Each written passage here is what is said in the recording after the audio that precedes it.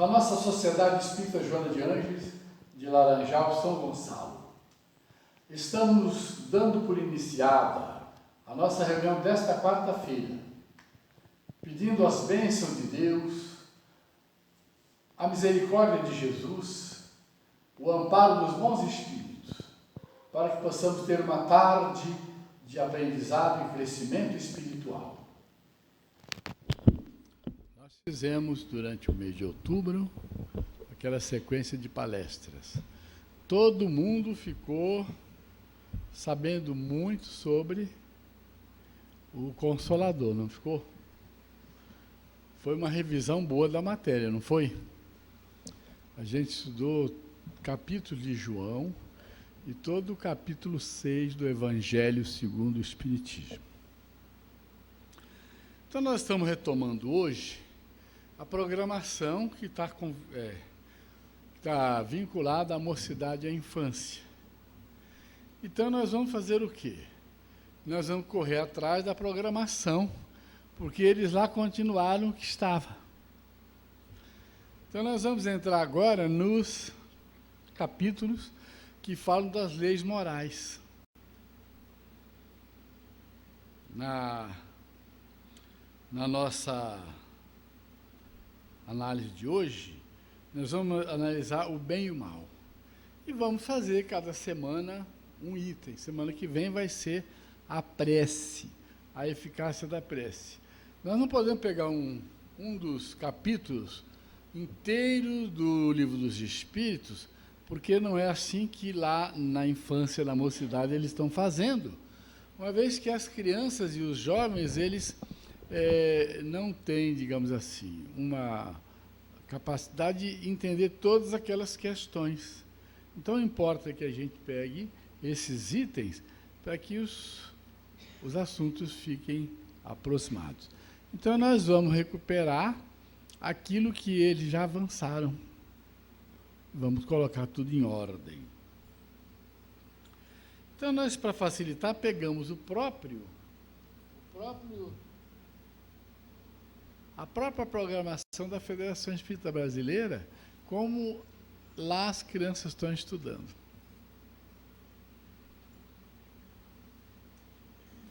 O que a gente vai estudar aqui? Conceituar bem e mal. Explicar o significado de bem e de mal segundo as orientações espíritas. Lá no Livro dos Espíritos a gente aprende que o bem é aquilo que enseja as condições ideais ao equilíbrio, à manutenção, ao aprimoramento e ao progresso de uma pessoa ou de uma coletividade. Isso quer dizer, está isso no dicionário. O mal é tudo o que é prejudicial ou fere, o que concorre para o dano ou a ruína de alguém ou algo, o que é nocivo para a felicidade ou o bem-estar físico ou moral. Então, isso a gente vai encontrar definido. Agora, o conceito espírita. Os conceitos de bem e de mal existentes nas obras espíritas são muito claros. São de abrangência universal e atemporal, além de não produzirem dúvidas ou interpretações equivocadas, pois estão destinados a todas as pessoas, independentemente de nível evolutivo em que se encontram. Para os espíritos da codificação espírita, por exemplo, o bem é tudo o que é conforme a lei de Deus. E o mal é tudo o que dela se afasta. Não é simples? A gente já conhece bem as leis de Deus? A gente conhece. Porque nós as temos gravadas aonde? Na consciência. Essa é a questão 621 do Livro dos Espíritos. Onde estão gravadas as leis de Deus? Na consciência. Todo mundo já estudou isso? No Livro dos Espíritos? Muito bem. Então, se nós temos as leis de Deus gravadas na nossa consciência, nós já deveríamos sabê-la. Ou não?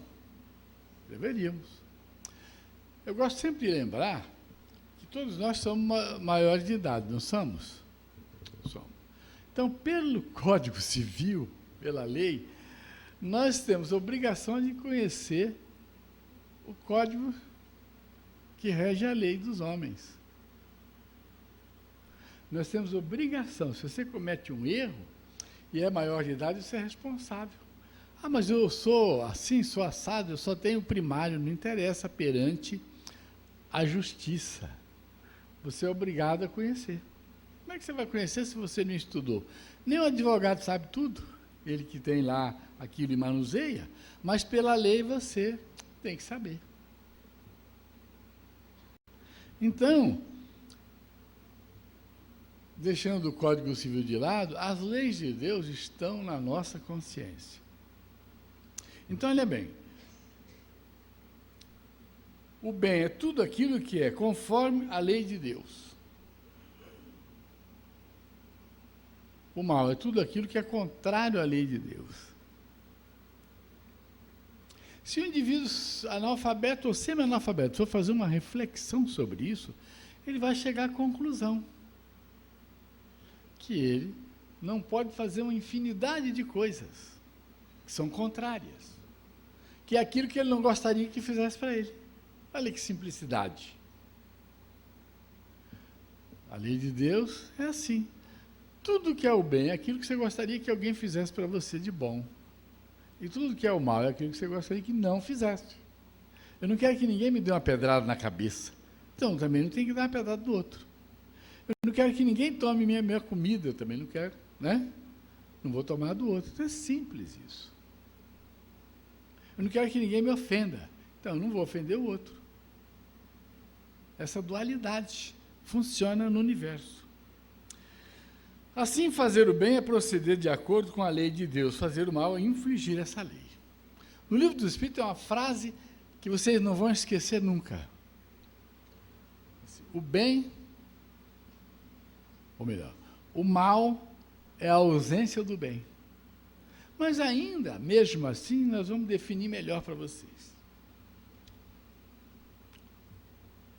Então, Kardec colocou lá no Livro dos Espíritos uma questão muito interessante. Ele coloca nesse item, nesse estudo das leis morais, o que é a moral.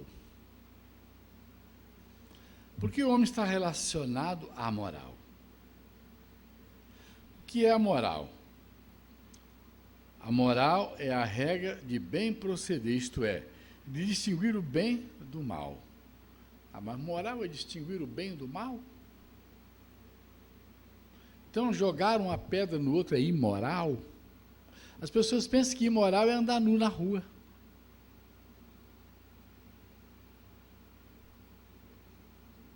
Estão vinculados a pudor.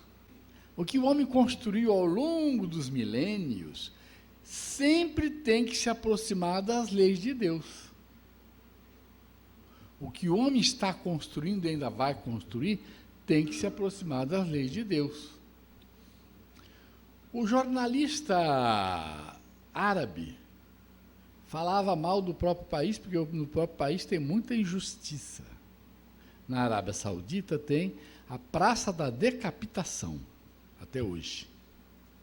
Lá o camarada, dependendo do crime que ele cometer, ele vai ser decapitado. Vão cortar um dedo, vão cortar um braço, vão cortar isso, vão cortar o pescoço.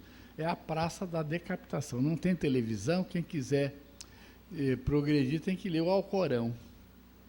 Não tem TV.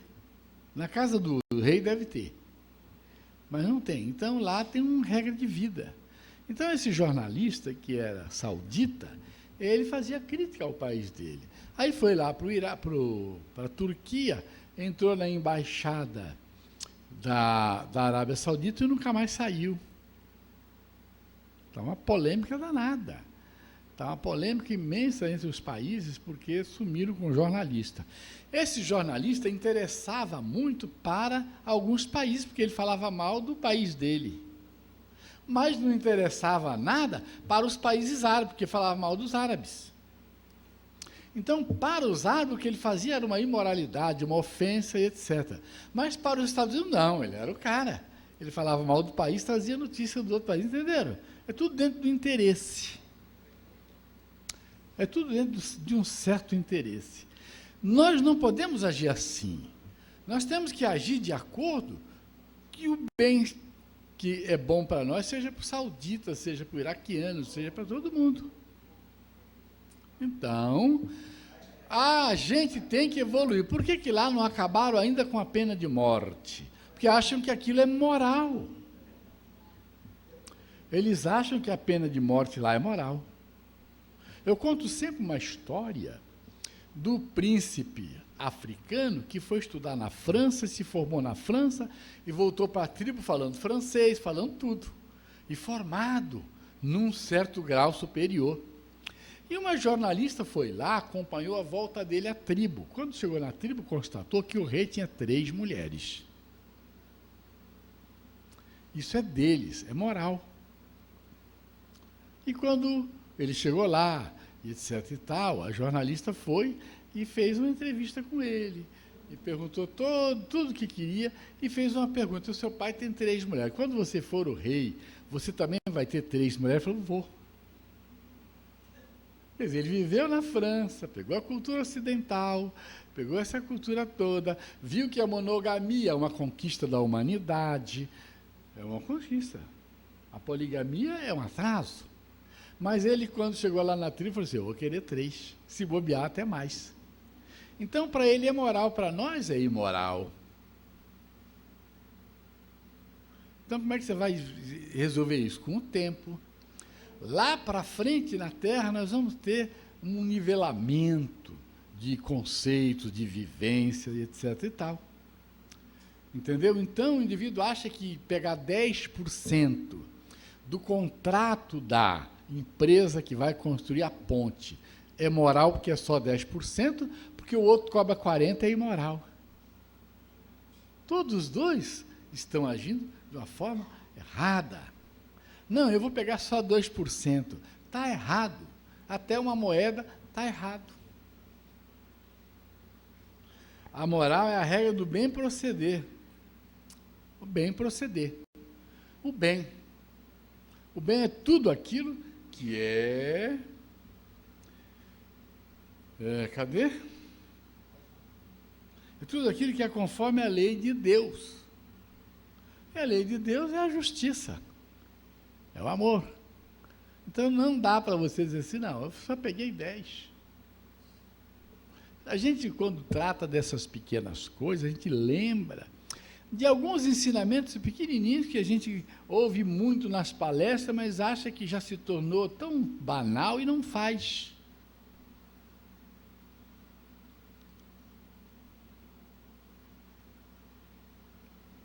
São aquelas coisas simples que a gente tem que dar testemunho na coisa assim, porque nós nem temos coisas tão graves para dar testemunho. Se você só se avalia quando você dá testemunho e faz o correto. 1 centavo não é seu, não é seu. Eu conto uma história. Quando eu aluguei uma sala pela primeira vez para montar o meu consultório, o corretor de imóveis, ele exigia que a gente fosse pagar lá nele, no escritório. Era assim que funcionava antigamente. Ninguém pagava no banco, né?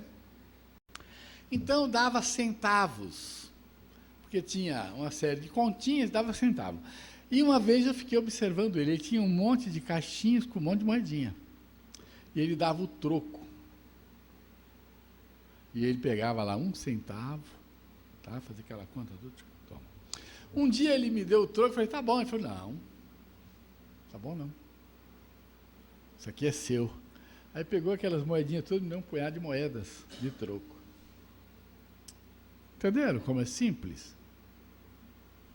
É muito simples. E quantas vezes a gente até pegou, nem conferiu o troco, colocou no bolso e levou o dinheiro do outro. Já aconteceu comigo. De eu levar dinheiro, que não era meu, porque eu não confiro. Eu nunca confiro. Pego o dinheiro, embrulho, com a notinha e tudo, e enfio no bolso. Quer dizer, se eu fizer isso inconscientemente, passou. Mas se eu fizer isso para levar vantagem, está errado. É o mal. Está em mim. A gente tem que trabalhar isso. E aí sim nós vamos fazer pequenas coisas, dando pequeno testemunho, para podermos dar depois grandes testemunhos. Grandes testemunhos.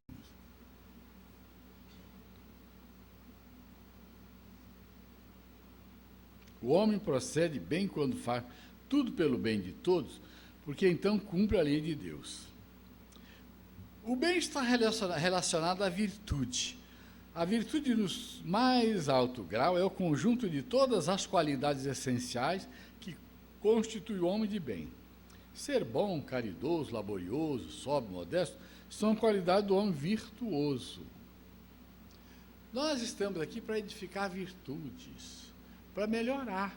Agora, se a gente errar, a gente tem que identificar o erro, e se não puder consertar diretamente, nós temos que implantar na consciência que erramos e prometer a nós mesmos não errar. Porque existe o mal no mundo. O mal é necessário. Os espíritos foram criados simples e ignorantes. Deus deixa ao homem a escolha do caminho. Tanto pior para ele se toma o mau caminho. Sua peregrinação será mais longa. Se não existirem montanhas, o homem não compreenderia, se não existisse montanha, o homem não compreenderia que se pode subir e descer. E se não existissem rochas, não compreenderia que há corpos duros. É preciso que o espírito adquira experiência e para isso é necessário que conheça o bem e o mal. Então, em tudo há dualidade, bem, mal, claro, escuro, verdade, mentira, alto e baixo. Entenderam? Tem isso tudo. Com relação à questão do comportamento nosso, nós só vamos melhorando com as experiências que nós vamos tendo ao longo das existências. Porque nós vamos compreendendo melhor a lei de Deus que está em estado latente na consciência. O animal tem consciência? Não. Ele não tem. Ele tem instinto. E ele, através do instinto, ele faz o bem lá no sistema que ele está vivendo. Faz o bem. O leão que quer entrar naquele grupo familiar de leoas e chega lá e encontra um leão, ele mata o leão. Depois, se tiver filhote, ele mata os filhotes. Agora, eu vou fazer a minha família. É o mal. É o mal. Por que não aceita o filhote do outro? É o instinto que tem ali. Mas não é consciência. Ele está formando o nível de consciência que ele vai ter quando se tornar humano. Quando ele chegar à fase humana. Os animais vão chegar à fase humana? Vão chegar. Nós vamos, nesse processo, nesse estudo que a gente vai fazer, a gente vai tentar bater um pouco nisso e trazer de novo aquela questão da evolução do mineral, vegetal, animal e hominal. O que existe em cada fase dessa. A inteligência, a consciência, o nível de consciência, a inteligência, a razão, só no humano, lógico. Então, quando nós começamos nas primeiras reencarnações, nós temos um nível de consciência muito pequeno, mas as leis de Deus estão ali. Já estavam regendo nossas vidas quando nós não estávamos ainda na fase humana, na hominal, estávamos no animal. E chegar à fase humana é uma construção de milhões e milhões de anos.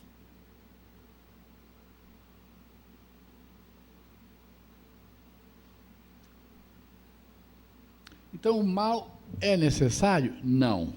Mas ele está no contexto do progresso espiritual, porque para você entender o bem, você tem que vivenciar experiências. Tem que vivenciar. Saber escolher. Deus lhe deu inteligência para distinguir um do outro. Está lá na questão 631 do Livro dos Espíritos. Jesus vos disse, vede o que gostarias que vos fizesse ou não fizesse. Tudo se resume nisso. Não vos enganareis. Isso, desde os primórdios, o homem tem isso nos códigos de leis. Nos Vedas tinha isso, nos babilônios tinha isso, nos gregos tinha isso, nos romanos, principalmente, que já tinha código. Quando foi feito o primeiro código na Terra, chamado Código de Hammurabi, os advogados aí sabem muito bem disso, eles já instituíram isso nos códigos.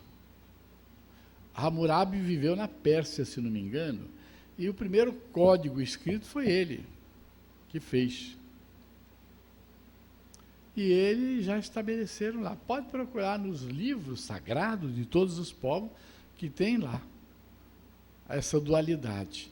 E a indicação do caminho certo para você ser futuramente um espírito feliz. Há quem não consiga fazer o bem? Não há ninguém que não possa fazer o bem. Somente o egoísta nunca encontra oportunidade de o praticar. Basta que se esteja em relação com outros homens para se ter ocasião de fazer o bem. E cada dia da existência oferece essa possibilidade a quem não estiver cego pelo egoísmo. Fazer o bem não consiste somente em ser caridoso, mas em ser útil, na medida do possível, toda vez que o auxílio se fizer necessário. Isso é uma construção. Quantas vezes você diz, já fiz tudo que eu podia hoje, já fiz muito bem, chega. E a pessoa, às vezes, não faz algo mais porque acha que naquele dia já fez a grande cota do bem. Está cansado, principalmente quem lida com pessoas, quem lida com pessoas com problemas psicológicos, com problemas de doença. Chega, acabou meu dia. O Dr. Bezerra de Menezes, na área médica, diz assim, o médico não tem o direito sequer de fazer uma refeição. Porque a dor do próximo é mais importante do que a refeição que ele tem que fazer. Olha que sentido verdadeiro do bem. Sentido. Toda vez que você faz o bem, está associado à caridade. Caridade. Faz o bem, tem caridade no meio. Tem beneficência, tem caridade, tem auxílio ao próximo. Então, se a gente for seguir esses conceitos, a gente vai ver que não há ninguém no mundo que não possa fazer algo. Fazer o bem não é só ajudar o homem, ajudar a natureza, ajudar os animais. É ajudar a natureza, ajuda a natureza. Eu sempre lembro de uma história que o Newton Boechat gostava muito de contar. É a história do escorpião. O sábio, mestre, ia caminhando com os discípulos e quando ele chegou próximo do rio, ele viu que o escorpião estava se afogando. Ele foi lá, pegou o escorpião, trouxe e botou ele na terra. Assim que ele botou na terra, o escorpião foi, deu uma picada nele. Aí o aluno, né, falou assim, mas mestre, por que o senhor foi salvar o escorpião? O senhor não está vendo que ele é um animal feroz, que é venenoso? Ele te deu uma picada. Aí o mestre respondeu o quê? Ele fez o que a natureza dele determina. Eu fiz o que a minha natureza determina, é salvá-lo. Entenderam? Minha natureza é salvar, agora a dele é picar para se defender. Ele não sabe quem sou eu. Ele não sabe discernir o bem do mal, então ele me picou. Então é a natureza dele. Quando você às vezes vai ajudar uma pessoa e a pessoa é ingrata, é a natureza dele ainda. Não esquenta a cabeça, você fez o bem. Muitas vezes as pessoas pagam o bem com a ingratidão, que ainda é o mal que tem nela. E o que você tem com isso? Faz o bem. São 1001 histórias que eu já contei aqui, e vou repetir a história do Chico, que se negou de dar uma esmola para o bêbado. Aí Chico ia andando, Emmanuel apareceu para ele e disse, Chico, o que é que houve? Nada não, senhor. O que houve, Chico? Você negou a esmola, o dinheiro aí para o rapaz? Eu falei, neguei sim, porque ele vai sair daqui e vai encher a cara de cachaça. O que Emmanuel respondeu para ele? O que você tem com isso? Se Emmanuel falasse para você, o que você ia fazer? Ah, Emmanuel, peraí, também não é assim. Eu não vou estimular ele a beber cachaça. Você não tem nada com isso. A sua natureza é ajudar. A dele é outra. Ajude. Um dia isso vai valer para ele. Um dia ele vai lembrar, Chico Xavier me deu um dinheiro. E eu bebi cachaça. Devia ter comprado um pão com mortadela. Não é? É isso. Tem que ser assim. Como proceder sempre de acordo com o bem? Quando comeis em excesso, isso vos faz mal. Pois bem, é Deus quem vos dá a medida do que necessitais. Quando ultrapassais essa medida, sois punidos. Dá-se o mesmo em tudo. A lei natural traça para o homem o limite de suas necessidades. Quando ele a ultrapassa, é punido pelo sofrimento. Se o homem sempre escutasse essa voz que lhe diz, basta, evitaria a maior parte dos males que causa a natureza. Então, nós temos limite para comer, para beber água, para dormir, para trabalhar. Tem aqui no capítulo da Lei de Moraes, tem a lei do trabalho. Toda pessoa que trabalha demais está errada. E todo mundo que é malandro trabalha de menos está errado. Tem limite. Qual é o limite? O limite das forças.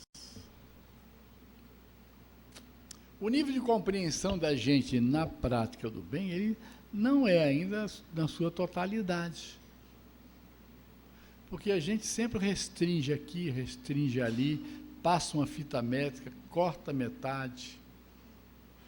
Nós temos que irmos aprendendo a fazer esse equilíbrio para chegar no meio, no caminho do meio, e fazermos o correto. Então, vamos analisar aqui a questão da alimentação. Né? Cada um de nós tem um limite. A pessoa come 300 gramas, saciou. Tem gente que quer comer 600. De até 1 quilo. Eu fui a um restaurante uma vez, eu nunca mais fui. Fui a um restaurante de rodízio, daquela época, que era aquela mesa farta, que perdia mais da metade. Eu cheguei com a Alcione, ali no Colubandê, tinha um restaurante, lembram? O restaurante do Colubandê. Ali, nós chegamos para almoçar, que eu ia para uma palestra, né? À tarde. Cheguei para almoçar. Quando eu cheguei lá, tinha uma família almoçando, que já deveria estar almoçando há umas 2 horas. Porque os restos mortais sobre a mesa eram muitos. Eu cheguei, olhei e falei, meu Deus, esse pessoal tudo pequenininho. Comeram. Aí eu cheguei para almoçar, só de ver aquilo eu já fiquei enjoado. Eu falei, vamos almoçar. Começamos a almoçar, daí a pouco nós acabamos e eles ainda estavam na metade. 2 horas comendo. Era rodízio, podia comer à vontade. Você vai à pizzaria de rodízio, quantas fatias você come? Você quer matar a fome naquele dia e come 10 fatias, passa mal. Então, a gente é castigado. Nós nos castigamos. Então, tudo que excede está fora da lei de Deus, da lei natural. E é o mal. Não fazer o mal é suficiente para o espírito progredir? Não. É preciso que faça o bem no limite de suas forças, pois cada um responderá por todo o mal que haja resultado de não haver praticado o bem. Esse item aqui ele é muito importante. Não fazer o mal não quer dizer que você esteja no caminho correto. O problema é você fazer o bem no limite máximo, você tem que fazer. Eu não faço nada para ninguém, mas também não faz nada. O que você fez hoje? Faz uma análise. Eu não fiz nada. Mas eu também não saí à rua, não encontrei nenhum velhinho querendo atravessar a rua, eu não encontrei nenhum mendigo querendo fazer isso, nada fazendo, entendeu? Então a pessoa assim, eu não tive chance de fazer o bem. Tudo bem. Mas vamos sair de casa? Vamos ligar para um parente para saber como é que você está. Tem parentes que você liga para saber como você está e está com interesse. Não tem problema, deixa ele pensar o que quer. Entenderam? Então, liga para o fulano, você melhorou? Ah, eu não tive tempo. Tudo bem. Às vezes você chega em casa 10 da noite, toma um banho e morre. Aí você não teve tempo de ligar para um parente, não teve tempo nenhum. Mas uma hora você tem que pensar assim, eu estou muito isolado. Será que está certo eu viver isolado? Eu fiz essa reflexão essa semana. Olhei meu WhatsApp, meu Facebook, estava lá. Toda a minha família reunida, menos eu. Fiquei com a inveja danada. Nós somos 6. Tem um irmão viúvo e uma irmã viúva, e estavam eles lá, menos eu. Então eu fiquei com inveja. Eu falei, vou ligar para todo mundo. Por quê? Estou isolado. Então a gente tem que se relacionar. Isso faz parte da construção do bem. Família. Família é uma invenção de Deus. Nós vamos fazer uma programação no ano que vem, igual faziam antigamente, um mês inteiro falando de família, tá bom? Começar o ano falando de família. Tem que conversar com a diretora da infância, da mocidade, para a gente enquadrar isso, porque tem muito material sobre família.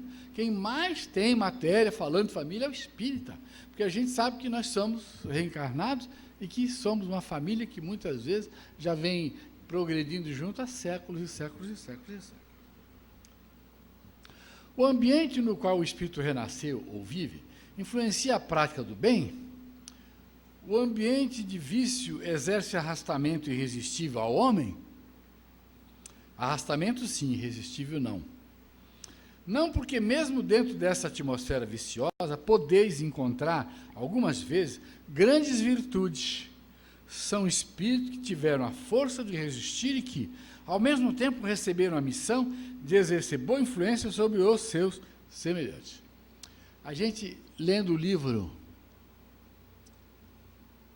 Transição Planetária, a gente vê lá que dos espíritos que Jesus buscou na estrela, num planeta lá em torno da estrela Alcíone, muitos espíritos estão vindo para cá e já estão reencarnados em comunidades muito pobres. Porque eles vão exercer uma ação gigantesca lá, dando exemplo. Eles vão passar por arrastamentos? Até vão. Por que não? Vão falir? Até pode. Porque Kardec, quando fez uma pergunta ao Espírito de Verdade, se ele poderia falir na missão, o Espírito falou, pode sim. E se eu falir? Nós temos outro para botar no lugar. Ninguém é infalível. Só Jesus foi infalível. Então, os espíritos reencarnam, às vezes, em situações onde tem muita necessidade para trabalhar. Agora, não existe nada irresistível. Não existe. Nós é que fraquejamos. Nós é que não movimentamos a nossa força interior para não deixarmos a tentação nos levar. Em todas as épocas, o bem constitui a fonte divina, suscetível de fornecer-vos valores imortais. O homem de reflexão terá observado que todo o período infantil é conjunto de apelos ao sublime manancial. O convite sagrado é repetido anos a fio. Vem através dos amorosos pais humanos, dos mentores escolares, da leitura salutar, do sentimento religioso, dos amigos comuns. Entretanto, raras inteligências atingem a juventude de atenção fixa no chamamento elevado. Quase toda a gente ouve as requisições da natureza inferior, olvidando deveres preciosos. Os apelos, todavia, continuam. Então, nós até aqui tivemos milhões de apelos, ou não? Apelos. Muitos apelos. Uma mãe me procurou um dia desses, disse, João, não adianta mais. Eu não consigo mais, não vou conseguir, meu filho, reclamou, falou, falei, não é assim. Ninguém está irremediavelmente relegado ao fracasso. Se nós não continuarmos ajudando, a pessoa não vai se reerguer. Ah, mas não vai adiantar nada. Vai, porque ele é um espírito imortal. A gente quer o imediato. Você vai ao médico com uma doença e quer que o remédio cure para o outro dia. É ou não é, gente? Para o outro dia. Não cura. O espírito falou ontem para uma pessoa: você está querendo uma cura para hoje, né? Não vai ser assim, não. Aí a pessoa fica meio assim: não vai não, você vai ter que ralar muito para melhorar. E olhe lá. Por quê? Porque nós queremos tudo de imediato. Não pode funcionar assim, por quê? Porque é antinatural. Aqui é um livro amigo, relevando a verdade em silêncio. Ali é um companheiro generoso que insiste em favor das realidades luminosas da vida. A rebeldia, porém, ainda mesmo em plena madureza do homem, costuma rir inconscientemente, passando, todavia, em marcha compulsória na direção dos desencantos naturais que lhe impõem mais equilibrados pensamentos. No Evangelho de Jesus, o convite ao bem reveste-se de claridades eternas. Atendendo, poderemos seguir ao encontro de nosso Pai sem hesitações. Se o clarim cristão já te alcançou os ouvidos, aceita-lhe as claridades sem vacilar. Não esperes pelo aguilhão da necessidade. Sob a tormenta é cada vez mais difícil a visão do porto. A maioria dos nossos irmãos na terra caminha para Deus, sob o ultimato das dores, mas não aguardes pelo açoite da sombra, quando pode seguir calmamente pelas estradas claras do amor. Olha que coisa bonita e poética. Como lá os jovens têm atividade, aqui também tem. Eu disse que eu peguei a tarefa que é dos jovens lá. Após a prece inicial, pedir aos participantes que leiam, isso eles fazem lá, né? E comentem o texto Convite ao Bem de Emmanuel. Realizar exposições dialogadas, favorecendo a efetiva participação da turma, tendo como base as seguintes perguntas que devem ser dirigidas aos participantes ao longo da explanação. Quando a gente conversa com jovem em casa, no culto, a gente sempre fica meio impaciente, não é? Só que aqui, com os nossos jovens, as crianças, nós não podemos ser impacientes. Nós temos que dar a matéria para a turma e temos que depois fazer exercício. O bem está relacionado à moral? Tá ou não está? Por que existe o mal? O mal existe por causa da falta de conhecimento.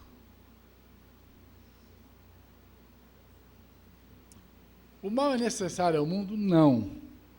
Mas porque ele existe, ele acaba sendo uma alavanca para o espírito que, vendo-o, vai melhorar. No livro dos Espíritos tem uma pergunta que Kardec fez. Por que Deus permite a guerra? Deus não permite a guerra. Mas ela existe por causa da nossa predominância da natureza animal. Olha, se a predominância da natureza animal existe, é porque nós não evoluímos ainda. Então a guerra existe. E já que ela existe, ela tem que ser o quê? Um fator para que a gente aprenda que a guerra é ruim. Lá na Europa, quando já teve muita guerra, eles ainda fazem guerra, mas no país do outro, lá longe, porque lá eles não querem guerra. Então ainda existe a natureza animal na maioria das pessoas. É possível fazer distinção entre o bem e o mal? É. O bem é tudo aquilo que está de acordo com a lei de Deus. E o mal é o que está ao contrário. A gente já estudou. Existe alguém que não pode fazer o bem? Não existe. Todos podem fazer.